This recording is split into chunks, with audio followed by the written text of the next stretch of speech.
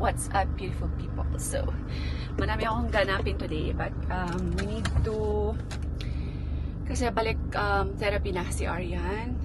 Ang kanyang therapy is sa my tutor pa rin, yung dati kong pinagtaterapihan kay Arian. So, iba pa yung one-on-one therapy niya. Anyway, tapos si Arya din kasi guys, pinatutor ko na rin siya ng Filipino. Ayan, sa Filipino subject niya. Kasi medyo mahirap yung Filipino para sa amin. Anyway, and then later on, ipapag-swimming natin ang kids. So, be with us for today.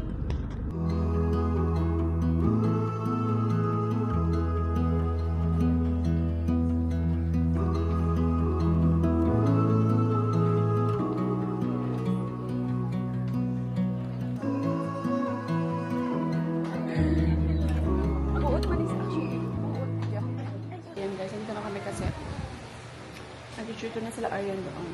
Ayan. So, waiting. This is their waiting area, pero.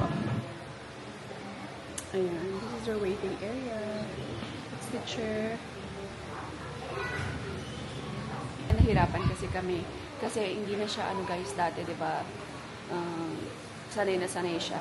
Alam niya yung sa ulado niya yung may tutor. Ngayon hindi na. Namaguhan siya ba? Namaguhan. Hi guys, so ayan, tapos na silang mag-therapy tsaka mag-tutor si Arya. Tapos, ayan, punta tayo ng school muna nila kasi I need si Arya ng assessment sa teachers. Check nila kung pwede na siya for kinder 2. And ayan, so let's go. Sandali, mainit pa yung sasakyan, so pinapalamig ko muna. Ayan mga P, na-enroll ko na si Arya tsaka si Arian. Di bali si Arian guys, nursery lang po. Yung nakapasa siya sa entrance as nursery, pero dapat ano na siya, kinder 2. So, it's okay. We're so happy. We're still grateful na kahit papano at least natanggap siya at nakapasok siya sa regular school.